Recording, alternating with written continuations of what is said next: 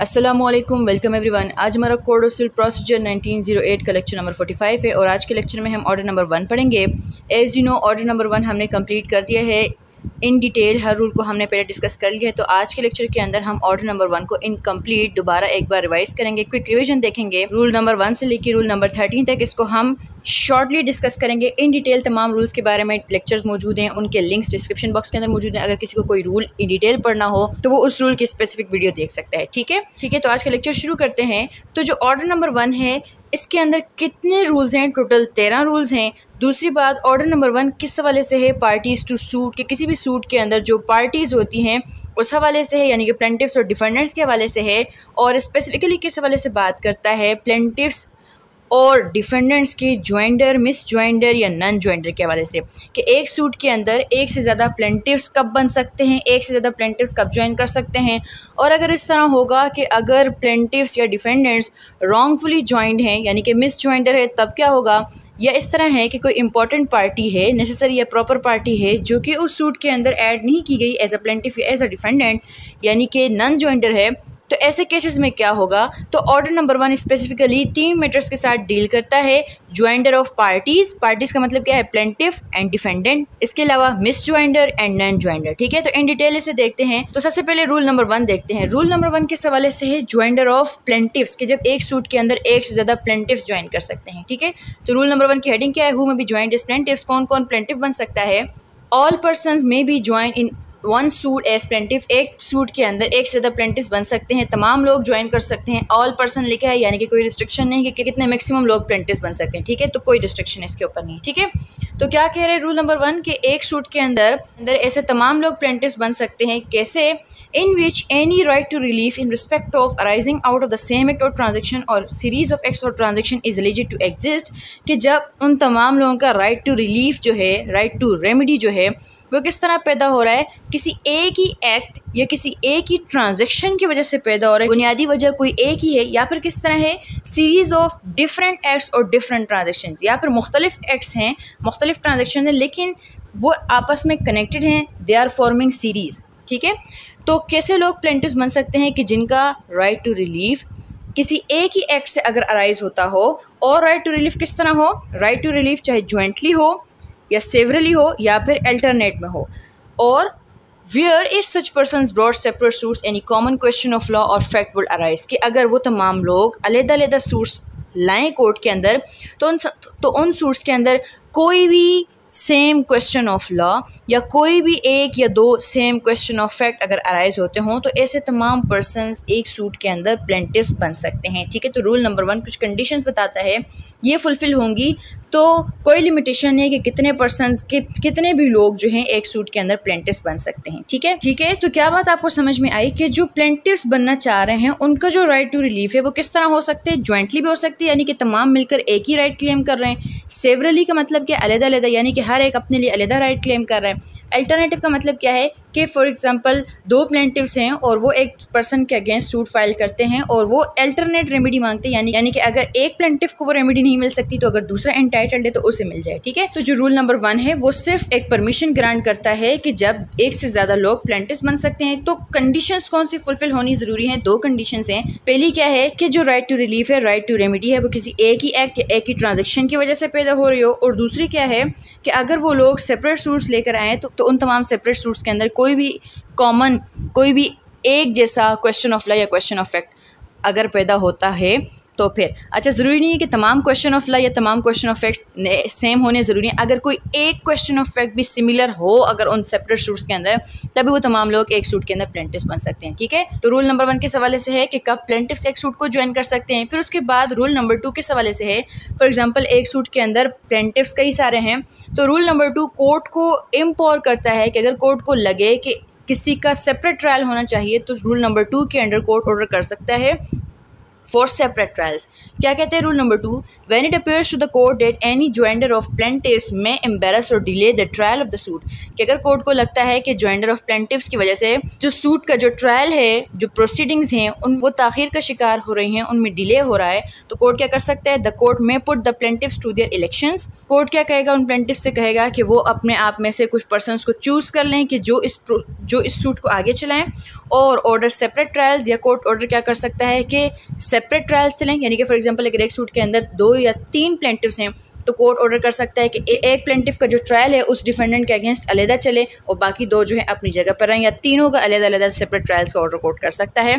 और make such other orders as may be expedient, या इन दोनों के अलावा कोई भी और ऑर्डर कोर्ट कर सकता है जो केस टू केस कोर्ट को ज़रूरी लगेगा। ठीक है। तो रूल नंबर 2 क्या कहता है कि जब कोर्ट को लगता है कि जॉइंडर ऑफ प्लेंटिफ्स की वजह से सूट की जो प्रोसीडिंग्स हैं, जो ट्रायल है, उनमें डिले हो रहा है, तो कोर्ट क्या कर सकते हैं, 3 काम कर सकता है कि कोर्ट ये कह सकता है कि किसी 1 या 2 प्लेंटिफ्स को चुन लिया जाए ताकि वो उस सूट को आगे चलाएं, या कोर्ट सेपरेट ट्रायल्स को ऑर्डर कर सकता है, या कोई भी ऐसा ऑर्डर जो उस सूट के लिहाज से ज़रूरी हो कोर्ट वो ऑर्डर कर सकता है। ठीक है। फिर उसके बाद है हमारे पास रूल नंबर 3। अब रूल नंबर 1 किस हवाले से था, जॉइंडर ऑफ प्लेंटिफ्स। रूल नंबर 3 किस हवाले से, जॉइंडर ऑफ डिफेंडेंट्स।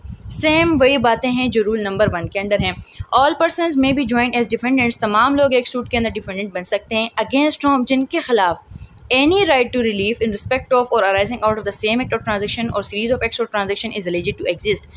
ऐसे तमाम लोगों को एक सूट के अंदर डिफेंडेंट बनाया जा सकता है जिनके खिलाफ आपका जो राइट टू रिलीफ है वो किसी एक ही एक्ट या एक ही ट्रांजेक्शन से पैदा हो रहा है, या अलहदा एक्ट्स हैं, अलहदा ट्रांजेक्शन हैं, लेकिन they are interconnected, they are forming series.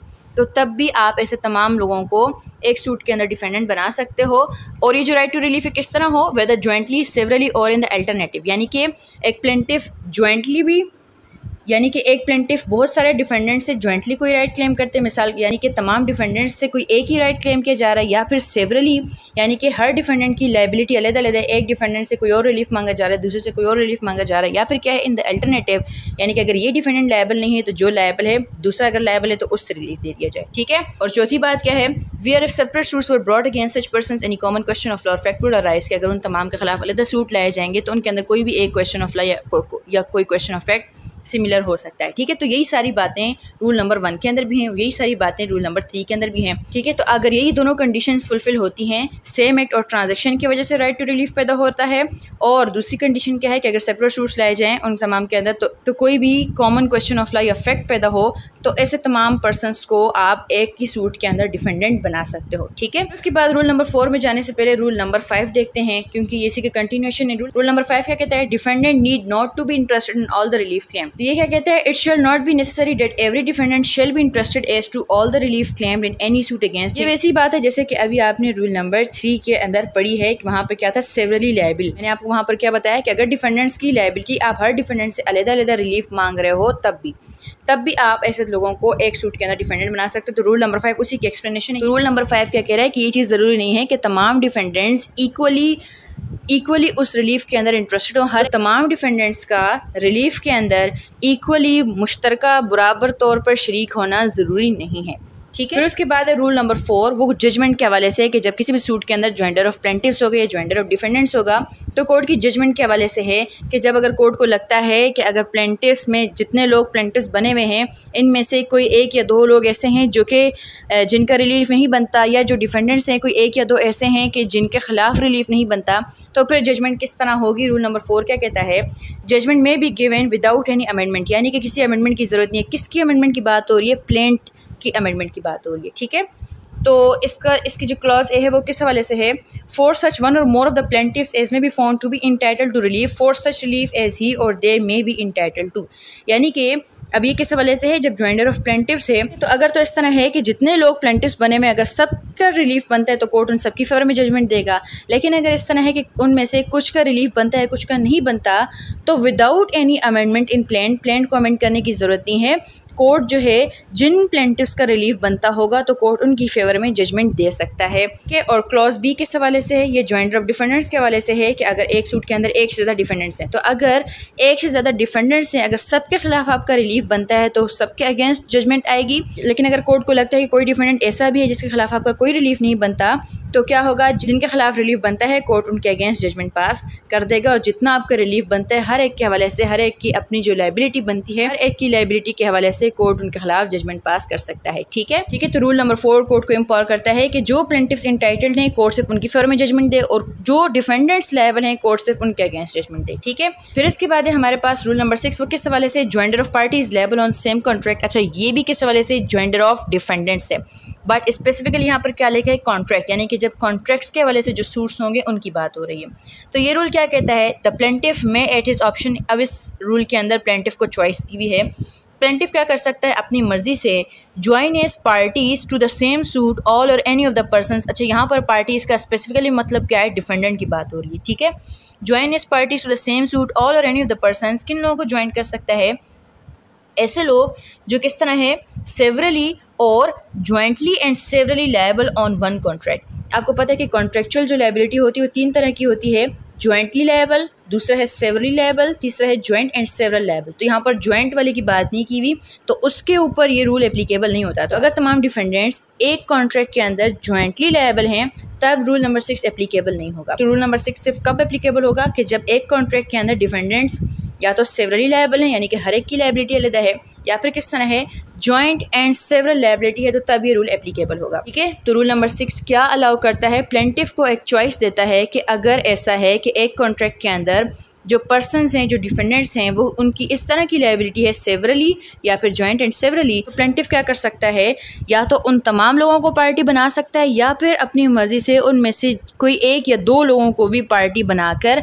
अपना जो रिलीफ है वो ले सकता है। और इसके अलावा रूल नंबर 6 और कहाँ पर एप्लीकेबल होता है, bills of exchange, hundis and promissory notes, यानी कि ये जो नेगोशिएबल इंस्ट्रूमेंट्स हैं कॉन्ट्रैक्ट्स के ऊपर भी एप्लीकेबल है, और जो नेगोशिएबल इंस्ट्रूमेंट्स हैं उनमें जो इस तरह की पार्टीज होती हैं जो सेवरली या जॉइंटली एंड सेवरली लायबल हैं, तो वहाँ पर भी रूल नंबर 6 एप्लीकेबल है। रूल नंबर 6 प्लेंटिफ को अलाउ करता है कि वो सेवरली और jointly and severally liable defendants में से अपनी मर्जी से किसी को भी सूट के अंदर डिफेंडेंट बना के उससे रिलीफ हासिल कर सकता है। ठीक है।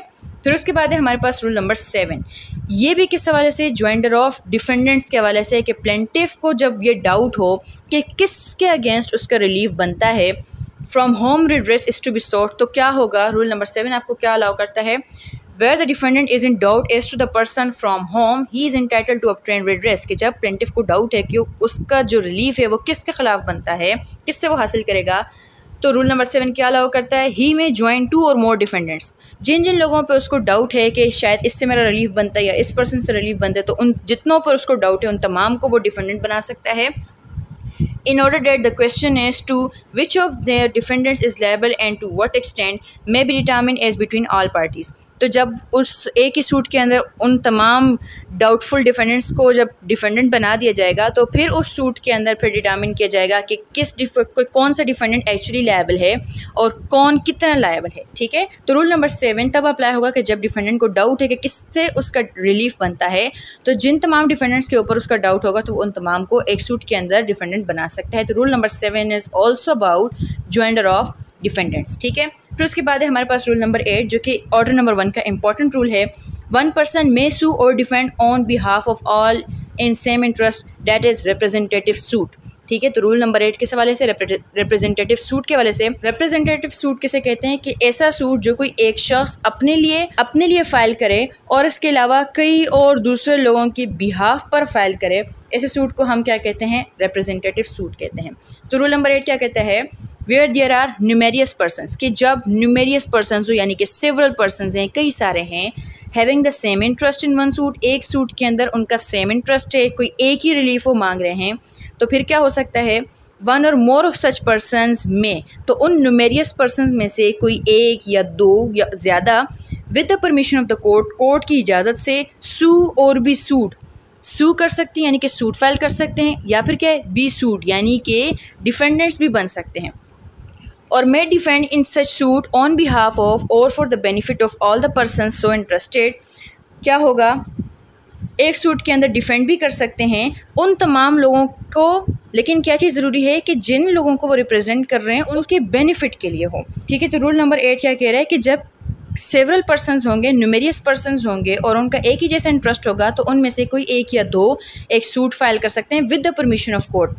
सूट फाइल भी कर सकते हैं, यानी कि प्लेंटिफ भी बन सकते हैं रिप्रेजेंटेटिव कैरेक्टर में, या डिफेंडेंट भी बन सकते हैं रिप्रेजेंटेटिव कैरेक्टर में, सूट को डिफेंड भी कर सकते हैं। लेकिन होगा क्या, but the court shall in such case, ऐसे केसेस में क्या होगा, give at the plaintiff's expense, plaintiff के खर्चे पर क्या होगा, notice of the institution of the suit to all the such persons either by personal service or where from the number of persons or any other cause such service is not reasonably practicable by public advertisement as the court in each case may direct। तो ऐसे suits में जो representative character में होंगे, तो जो शख्स representative बनेगा, कोर्ट उसके खर्चे पे जो नोटिस है वो उन तमाम लोगों को भेजेगा जो कि जिनको वो रिप्रेजेंट कर रहा है। अगर तो नंबर ऑफ पर्सनस कम है तो पर्सनल सर्विस यानी कि हर एक को समन्स जाएंगे, या अगर बहुत ज़्यादा हैं लोग तो फिर क्या होगा, पब्लिक एडवर्टाइजमेंट के जरिए होगा, या जिस तरह भी जो कोर्ट को मुनासिब लगता है, केस टू केस जो भी कोर्ट को मुनासिब लगता है किस तरह सर्विस होनी चाहिए, तो उस तरीके से सर्विस होगी। ठीक है, इसी का जो क्लॉज भी है वो क्या कहता है कि जिन लोगों को रिप्रेजेंट किया जा रहा है एक सूट के अंदर, तो अगर वो चाहें कि वो सूट के अंदर खुद अपीयर हों तो वो कोर्ट से परमिशन ले सकते हैं और वो खुद भी सूट के अंदर एज अ प्लेंटिफ ऐड हो सकते हैं। ठीक है, any person on whose behalf or for whose benefit a suit is instituted or defendant, कोई भी वो शख्स जिसके बिहाफ पे और जिसके बेनिफिट के लिए सूट दायर किया गया है या डिफेंड किया जा रहा है, may apply to the court to be made a party to such suit, वो कोर्ट से अप्लाई कर सकता है कि उसे भी सूट के अंदर पार्टी बनाया जाए। ठीक है, तो रूल नंबर 8 किस हवाले से, रिप्रेजेंटेटिव सूट्स के हवाले से है। फिर उसके बाद रूल नंबर 9 वो किस हवाले से है कि जब किसी भी सूट के अंदर मिस ज्वाइंडर या नन ज्वाइंडर होता है तो इसका इफेक्ट क्या होगा। तो रूल नंबर 9 सिंपली क्या कहता है, no suit shall be defeated by reason of the misjoinder or non joinder of parties, कि अगर किसी भी सूट के अंदर मिस ज्वाइंडर है यानी कि इम्प्रॉपरली अगर किसी को पार्टी बनाया गया है, या फिर नन ज्वाइंडर है यानी कि कोई पार्टी जो नेसेसरी है, ज़रूरी है, उसे पार्टी नहीं बनाया गया, तो फिर तो रूल नंबर 9 क्या कहता है कि ये दोनों रीजंस इनको ग्राउंड बनाकर कोई भी सूट डिसमिस नहीं किया जा सकता। और रूल नंबर 9 कोर्ट को क्या गाइडेंस प्रोवाइड करता है कि the court in every suit shall deal with the matter in controversy so far as regard the rights and interest of the parties actually before it, कि court को चाहिए कि जो पार्टीज़ एक्चुअली उसके सामने हैं, जो प्लेंटिफ्स और डिफेंडेंट्स जो उसके सामने मौजूद हैं, उनके दरमियान जो कंट्रोवर्सी, उनके दरमियान जो इश्यूज़ हैं, उनको कोर्ट सेटल करे। ठीक है, लेकिन फिर मिस ज्वाइंडर या नन ज्वाइंडर का क्या होगा, तो इसके लिए कहाँ पर रेमेडी मौजूद है, रूल नंबर 10 के अंदर रेमेडी मौजूद है। अगर मिस ज्वाइंडर या नन ज्वाइंडर है तो कोर्ट उन डायरेक्शंस को फॉलो करेगा जो कि रूल नंबर 10 के अंदर दी हुई हैं। तो पहले इसी के साथ रूल नंबर 13 देख लेते हैं।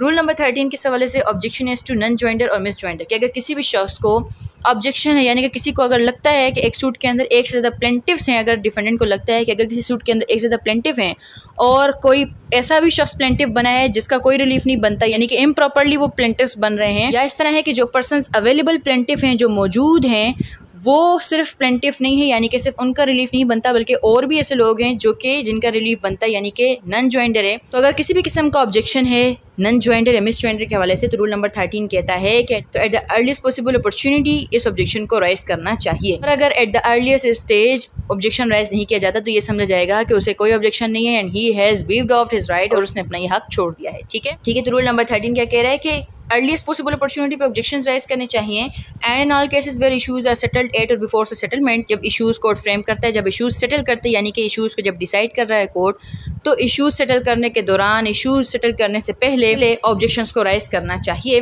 Unless the grounds of objection है सब्सिक्वेंटली राइजन, यानी कि अगर इस तरह है कि ग्राउंड्स ऑफ ऑब्जेक्शन पैदा ही बाद में हुए हैं तब भी क्या चाहिए, एज सून एज पॉसिबल उन्हें अराइज करना चाहिए। और फिर वही बात है कि अगर अराइज नहीं किया जाते ग्राउंड्स तो ये समझा जाएगा कि he has waived of his right. ठीक है, फिर इसके बाद है हमारे पास रूल नंबर 10। रूल नंबर 10 का जो सब रूल 1 है वो किस हवाले से, suit in the name of wrong plaintiff. Wrong plaintiff किस प्लेंटिफ को कहते हैं, वो प्लेंटिफ जिसका रिलीफ नहीं बनता है। ठीक है, तो ये रूल क्या कहता है, where suit has been instituted in the name of wrong plaintiff, कि जब कोई सूट इंस्टीट्यूट किया गया है, फाइल किया गया है, रॉन्ग प्लेंटिफ ने फाइल किया है, और where it is doubtful whether it has been instituted in the name of right plaintiff, या फिर कोर्ट को ऐसा लगता है या फिर इस तरह है कि कोर्ट को शक है कि क्या वाकई यह राइट प्लेंटिफ है, यानी किसी का रिलीफ बनता है या नहीं। पहली बात तो क्या है कि जब कोर्ट श्योर है कि he is the wrong plaintiff, गलत पर्सन ने सूट फाइल किया है, इसका रिलीफ नहीं बनता, या फिर अगर कोर्ट को डाउट है कि क्या वाकई ये राइट प्लेंटिफ है, क्या इसका रिलीफ बनता है, तो फिर क्या होगा, द कोर्ट में at any stage of the suit, तो कोर्ट किसी भी स्टेज पर, सूट के किसी भी स्टेज पे क्या कर सकता है, if satisfied that the suit has been instituted through a bona fide mistake, कि कोर्ट को लगता है, अगर कोर्ट मुतमईन है कि यहाँ पर जो प्लेंटिफ है यानी कि जो रॉन्ग प्लेंटिफ है उसने ये जो मिस्टेक की यानी कि जो सूट फाइल किया है, it is his bona fide mistake, उसकी जो मिस्टेक है, जो गलती है, वो बोनाफाइड है, बदनीयती की बुनियाद पर नहीं है, कोई फ्रॉड नहीं है, डिसऑनेस्टी नहीं है। और इसके अलावा क्या है, and that it is necessary for the determination of the real matter in dispute so to do, और उस सूट को डिसाइड करने के लिए ज़रूरी है, उस सूट के अंदर जस्ट डिसीजन देने के लिए ज़रूरी है। तो कोर्ट क्या करेगा, ऑर्डर एनी अदर पर्सन, तो कोर्ट ऑर्डर कर सकता है कि किसी भी दूसरे शख्स को टू बी सब्सटीट्यूटेड, उसे सब्सटीट्यूट कर दिया जाए। यानी कि मिसाल के तौर पे एक शख्स जो प्लेंटिफ है, कोर्ट को लगता है he is the wrong plaintiff, तो उसकी जगह अगर लगता है कोर्ट को कि कोई और शख्स राइट प्लेंटिफ है, कोई और शख्स जो सूट के अंदर अभी फ़िलहाल पार्टी नहीं है लेकिन वो शख्स जो है उसका रिलीफ बनता है, तो कोर्ट उसको सब्सटीट्यूट कर सकता है कि उसको ला सकता है उसकी जगह पर। या फिर क्या है, एडेड एज प्लेंटिफ, कि जब कोर्ट को डाउट है कि जो ऑलरेडी प्लेंटिफ है कि शायद इसका रिलीफ बनता है या नहीं बनता, और अगर कोर्ट को ये लगता है कि किसी और का रिलीफ भी बनता है, तो कोर्ट उसको ऐड कर देगा एज अ प्लेंटिफ। ठीक है, प्रैक्टिकली इस रूल की कोई वैल्यू नहीं है, कोई एप्लीकेशन है। ठीक है, अच्छा, upon such terms as the court thinks just, उन तमाम शराइत, टर्म्स एंड कंडीशंस पर जो कोर्ट को लगता है कि सूट के अंदर लगानी चाहिए। ठीक है, तो सब रूल 1 क्या कहता है कि अगर कोई सूट रॉन्ग प्लेंटिफ ने फाइल किया है तो कोर्ट राइट पर्सन को उसकी जगह सब्सटीट्यूट कर सकता है, या अगर कोर्ट को डाउट है कि weather he is the right plaintiff, तो कोई और किसी और पर अगर कोर्ट को शक है कि वो भी राइट प्लेंटिफ है शायद, तो कोर्ट उसको भी ऐड कर सकता है। तो this rule empower court for the substitution and addition of plaintiff. ठीक है, फिर उसके बाद है रूल नंबर 10 का सब रूल 2, जो miss joinder or non joinder के लिए एक रेमेडी है। ये रूल क्या कहता है, द कोर्ट में at any stage of the proceeding, court किसी भी स्टेज पे क्या कर सकता है, ईदर अपॉन और without the application of either party, खुद से भी यानी कि सुमोटो, या फिर एप्लीकेशन पर, यानी कि कोई भी पार्टी एप्लीकेशन दे, प्लेंटिफ या डिफेंडेंट या कोई भी वो शख्स जो कोर्ट को लगता है कि सूट के अंदर पार्टी होना चाहिए। और क्या है, and on such terms as may appear to the court to be just, और उन तमाम शराइत की बुनियाद पर जो कोर्ट को लगता है कि होनी चाहिए, टर्म्स एंड कंडीशन कोर्ट लगा सकता है। Order that the name of any party improperly joined whether as plaintiff or defendant, कि अगर कोर्ट को लगता है कि कोई भी ऐसी पार्टी का मतलब यहाँ पर क्या है, वैसे तो एक सूट के अंदर 2 ही पार्टीज होती हैं, एक प्लेंटिफ और डिफेंडेंट। तो अगर फॉर एग्जांपल एक से ज़्यादा प्लेंटिफ्स हैं तो हर एक को इंडिविजुअली लव्स पार्टी कहा जा रहा है। ठीक है, अच्छा, तो अगर कोर्ट को लगता है कि अगर कोई भी शख्स, कोई भी पार्टी जो है इम्प्रॉपरली ज्वाइंड है, यानी कि मिस ज्वाइंडर है, ऐसा शख्स इस सूट के अंदर हिस्सा बनाया गया है जिसका उस सूट के अंदर कोई कंसर्न नहीं है, यानी कि अगर वो प्लेंटिफ है तो उसका रिलीफ नहीं बनता, डिफेंडेंट बनाया गया है तो उसके अगेंस्ट कोई रिलीफ नहीं बनता। ठीक है, तो क्या कर सकते हैं कोर्ट, बी स्टक आउट, कि ऐसे शख्स का नाम स्टक आउट कर दिया जाए, माइनस कर दिया जाए, रिमूव कर दिया जाए, डिलीट कर दिया जाए। ठीक है, तो रूल नंबर 10 का सब रूल 2 कोर्ट को एम्पावर करते हैं कि अगर किसी भी सूट के अंदर मिस ज्वाइंडर है तो कोर्ट ऐसे शख्स का नाम जिसको इम्प्रॉपरली ज्वाइन किया गया है उसको रिमूव कर दिया जाए, उसको स्टक आउट कर दिया जाए। ठीक है, और इसके अलावा क्या है, and that the name of any person who ought to have been joined whether as a plaintiff or defendant, और अभी एडिशन के हवाले से है, और कोर्ट को लगता है कि कोई भी ऐसा शख्स जिसको उस सूट के अंदर होना चाहिए था, जिसे उस सूट को लाजमी ज्वाइन करना चाहिए था, चाहे वो प्लेंटिफ हो या डिफेंडेंट हो, अब ये कौन सी है, नेसेसरी पार्टी है।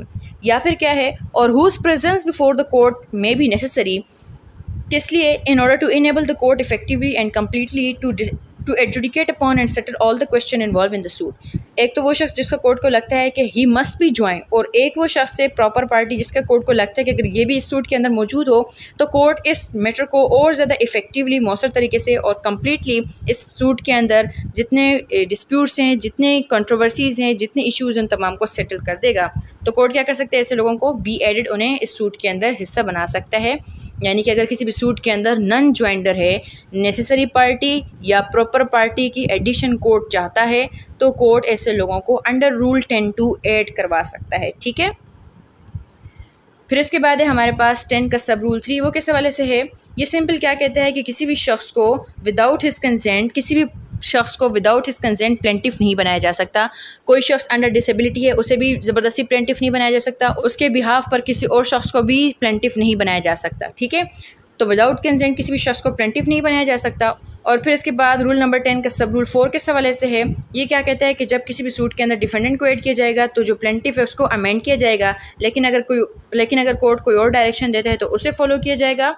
और इसके अलावा क्या है कि जो नया डिफेंडेंट आप जो सूट के अंदर बनाया जाएगा उसे फिर समन्स की अमेंडेड कॉपीज़ और प्लेंट की अमेंडेड कॉपी उस डिफेंडेंट को सर्व की जाएगी। अमेंडेड कैसी होगी? जिसके अंदर उसका नाम भी मौजूद होगा। And if the court thinks fit, अगर कोर्ट को ज़रूरी लगे ऑन द ओरिजिनल डिफेंडेंट के जो सूट के अंदर ऑलरेडी डिफेंडेंट हैं उन्हें भी वो अमेंडेड कॉपीज़ जो हैं सर्व करवा सकता है कोर्ट। ठीक है, तो सब रूल 4 क्या कह रहा है कि जब किसी भी सूट के अंदर डिफेंडेंट को ऐड किया जाएगा तो प्लेंट को अमेंड किया जाएगा, लेकिन अगर कोर्ट को और डायरेक्शन देते हैं तो उसको फॉलो किया जाएगा और जो अमेंडेड कॉपीज़ हैं वो डिफेंडेंट को सर्व की जाएंगी। ठीक है, फिर इसके बाद है 10 का सब रूल 5। वो किस हवाले से? सिंपली लिमिटेशन पीरियड के हवाले से है। ये क्या कहता है कि जब किसी भी शख्स को एज ए डिफेंडेंट ऐड किया जाता है या कोई प्लेंटिफ नया ऐड होता है या सब्सिट्यूट होता है, तो जिस टाइम से वो पार्टी बनाए जा रहे हैं तो उनके अगेंस्ट सूट उस टाइम से शुरू होगा। ठीक है, फिर उसके बाद रूल नंबर 11, वो किस हवाले से है? Conduct of suit. अच्छा, रूल नंबर 11 और रूल नंबर 12 जो है इनके हवाले से पिछले जो डिटेल लेक्चर में मैंने डिस्कस नहीं किया क्योंकि ये इतने लेंदी हैं ही नहीं। इनको आप 1 लाइन है, ये 1 लाइन है, आप इन्हें सिंपली पढ़ सकते हो। तो रूल नंबर 11 क्या करता है? ये भी कोर्ट को पावर ग्रांट करता है, ये भी कोर्ट की डिस्क्रिशनरी पावर है कि अगर किसी सूट के अंदर एक से ज़्यादा प्लेंटिफ्स हैं या एक से ज़्यादा डिफेंडेंट है, यानी ज्वाइंटर ऑफ प्लेंटिफ है, ज्वाइंटर ऑफ डिफेंडेंट है, तो कोर्ट उनमें से पर्सनस को चूज़ कर सकता है कि सूट की जो प्रोसीडिंग्स हैं वो लोग चलाएं। मिसाल के तौर पर एक सूट के अंदर अगर 10 प्लेंटिफ्स हैं तो कोर्ट 1 या 2 को कंडक्ट ऑफ सूट दे सकता है कि वो इस मैटर को चलाएं, या इसी तरह डिफेंडेंट्स के हवाले से भी है। ठीक है, तो रूल नंबर 11 कोर्ट को एम्पावर करता है कि जब ज्वाइंटर ऑफ प्लेंटिफ या ज्वाइंटर ऑफ डिफेंडेंट है तो कोर्ट कंडक्ट ऑफ सूट का क्या मतलब है? यानी कि सूट को प्रोसीड करना, ट्रायल चलाना, वो 1 या 2 प्लेंटिफ्स को दे सकता है कि वो इस मैटर को आगे चलाएं। ठीक है, फिर उसके बाद यही सेम बात रूल नंबर 12 के अंदर है, लेकिन यहाँ पर क्या है कि जो पार्टीज़ हैं, यानी कि जो लोग प्लेंटिफ बनते हैं बहुत सारे मिलके, जो लोग डिफेंडेंट बनते हैं, तो वो लोग एक दूसरे को ऑथोराइज़ कर सकते हैं कि मेरे बिहाफ पे, तुम मेरे बिहाफ पे प्रोसीडिंग्स चलाना। ठीक है, तो रूल नंबर 12 क्या कहता है?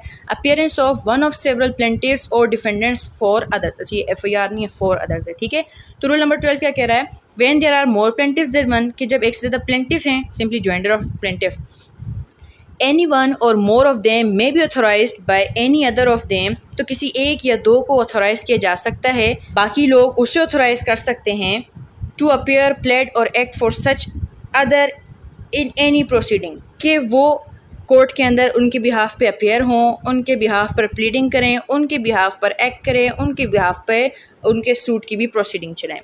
ठीक है, and in the like manner, और इसी तरह वो तो प्लेंटिफ की बात है, इसी तरह डिफेंडेंट की बात भी है। डिफेंडेंट्स भी अगर एक सूट के अंदर एक से ज़्यादा डिफेंडेंट है, वो किसी एक शख्स को, किसी एक ही डिफेंडेंट को ऑथोराइज कर सकते हैं कि वो उनके बिहाफ पे सूट को चलाए। ठीक है, when there are more defendants than one, any one or more of them may be authorize by any other of them, 1 या 2 को बाकी जो है ऑथोराइज कर सकते हैं टू अपेयर, प्लेड और act for such other in any proceeding, कि वो उनके बिहाफ पे कोर्ट के अंदर अपेयर हों, प्लीडिंग करें और प्रोसीडिंग्स चलाएं।